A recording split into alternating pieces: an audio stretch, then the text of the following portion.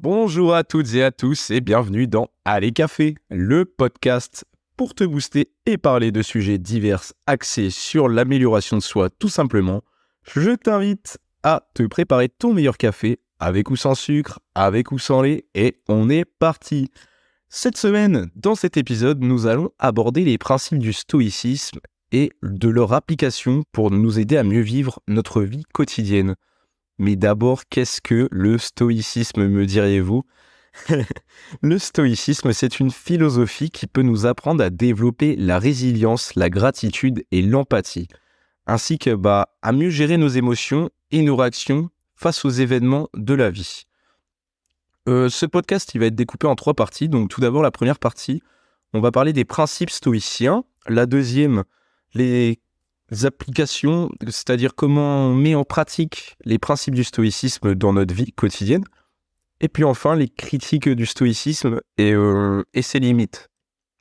Alors, pour commencer, le stoïcisme, il repose sur des principes clés qui peuvent nous aider en fait à mieux comprendre la vie et à la vivre de manière, plus épanouissante. Donc, je vais vous citer quelques principes du stoïcisme. Donc, moi, celui que je préfère, c'est la maîtrise de soi. Donc, en fait, les stoïciens, ils pensent que la maîtrise de soi était essentielle pour vivre une vie vertueuse. Cela implique en fait de contrôler nos émotions et nos réactions face à des événements extérieurs qui peuvent nous arriver n'importe quand dans la vie. Et en fait, pour but de rester centré et de prendre des décisions éclairées et pas prendre des décisions rapides sous le coup des émotions. Un des deuxièmes principes, il y a la gratitude. Donc, c'est-à-dire que les stoïciens, ils croyaient que la gratitude était une vertu importante car elle nous permet de voir les choses sous un angle plus positif et en fait de développer une plus grande appréciation pour les bonnes choses de la vie. Et il y a aussi, du coup, l'acceptation du destin. Donc, les stoïciens, ils pensaient que le destin, il était inéluctable et qu'il fallait en fait accepter les choses telles qu'elles sont, telles qu'elles nous arrivent dans la vie et qu'en fait, on n'avait pas le choix. Donc, cela signifie que en fait, nous devons être passifs ou résignés, mais plutôt que nous devons nous concentrer sur ce que nous pouvons contrôler et accepter ce qu'on ne peut pas changer en fait. Donc maintenant, on va voir comment ces principes-là, on les met en pratique dans notre vie quotidienne. Donc, le premier, ce mot peut faire peur, mais la méditation. Donc, c'est un exercice qui est recommandé par les stoïciens pour nous aider à nous concentrer sur l'instant présent et en fait à contrôler nos pensées et émotions. Vous verrez que essayer de méditer tous les jours pendant quelques minutes, ça peut vous aider à rester centré et à mieux gérer les défis dans votre vie. Mais même, moi je la pratique pas forcément la méditation, mais vous pouvez passer des moments, comme un peu la méditation, c'est-à-dire des moments où vous êtes chez vous, où il n'y a pas un bruit, vous n'êtes pas sur votre téléphone, pas devant un écran, et vous pensez tout simplement à votre vie et à vous concentrer sur l'instant. Et c'est ça en fait le but tout simplement de la méditation. Mais je veux dire, vous pouvez appliquer ce principe sans méditer le cliché de la méditation. Je ne sais pas si vous voyez ce que je veux dire. Une des deuxièmes applications, donc ça va être la réflexion sur nos valeurs. En fait, les stoïciens, ils croyaient que la compréhension de nos propres valeurs était essentielle pour vivre une vie épanouissante et vertueuse. Donc en fait, prenez le temps de réfléchir sur vos valeurs et sur la manière dont vous pouvez les intégrer dans votre vie quotidienne. Et donc voilà, pour cette application-là. Et sinon, dans les applications pratiques du stoïcisme, on peut aussi l'imagination des pires scénarios. Donc en fait, c'est un exercice, je pense, vous avez tout de suite compris, qui consiste à imaginer les pires scénarios possibles dans une situation donnée. Et en fait, ça va vous aider à être à se mieux préparer à l'éventualité de ces scénarios. Donc en fait, vu que vous imaginez le pire, ça va réduire le stress et l'anxiété, en sachant que vous êtes prêt du coup à faire face aux pires situations. Par exemple, des étudiants qui peuvent être stressés pour leur partiel, ils vont imaginer le pire scénario et donc en l'ayant imaginé, ça peut faire que tu vas réduire ton stress et ton anxiété car tu vas être sans doute plus prêt pour cette situation.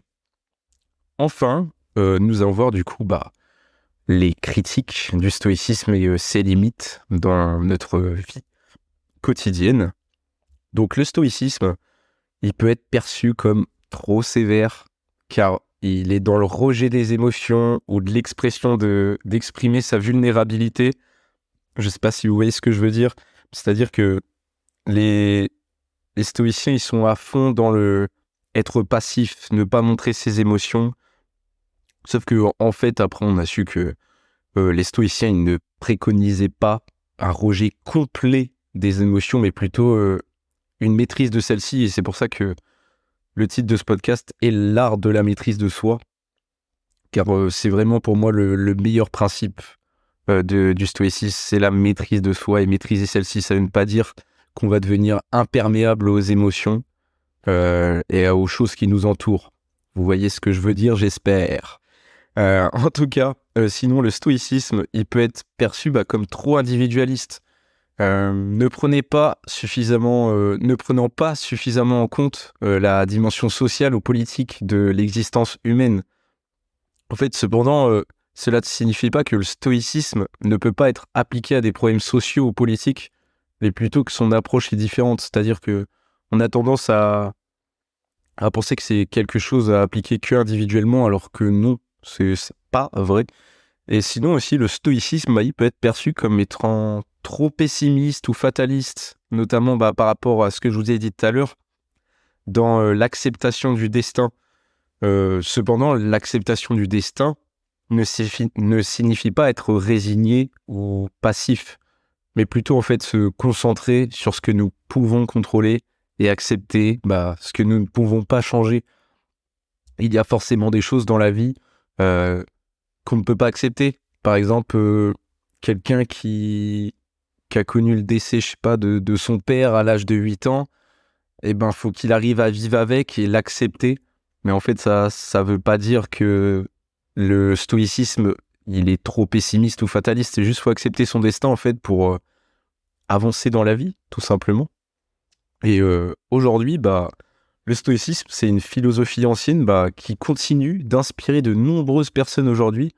Notamment, vous pouvez trouver beaucoup de livres sur le stoïcisme en librairie, à la Fnac, n'importe où, même des livres audio sur Audible.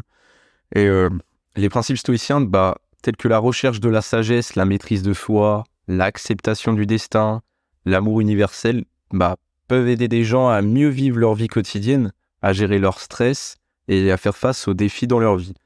Bien que le stoïcisme il ne soit pas exempt de critiques et de limites, comme je le disais, il reste une philosophie puissante qui mérite en fait d'être explorée, car ça nous aide en fait dans notre vie quotidienne, la maîtrise de soi, dans n'importe quel moment, dans des situations personnelles, professionnelles, cela pourra t'aider. Et en fait, il mérite pour moi d'être exploré, selon moi, et je pense selon pas mal de gens aussi. Et donc voilà, j'espère que cet épisode vous aura donné une meilleure compréhension de cette philosophie antique, et peut-être même cela vous aura inspiré à en apprendre davantage sur ce sujet. En tout cas, j'espère que cet épisode t'aura plu. N'hésite pas à t'abonner au podcast sur la plateforme de ton choix. À noter que le podcast maintenant est disponible sur Apple Podcast. C'était la seule plateforme où il n'y avait pas le podcast encore. Donc, il est dessus maintenant. Voilà. Donc, je te souhaite une bonne journée. Bien sûr, comme d'habitude, productive et ciao!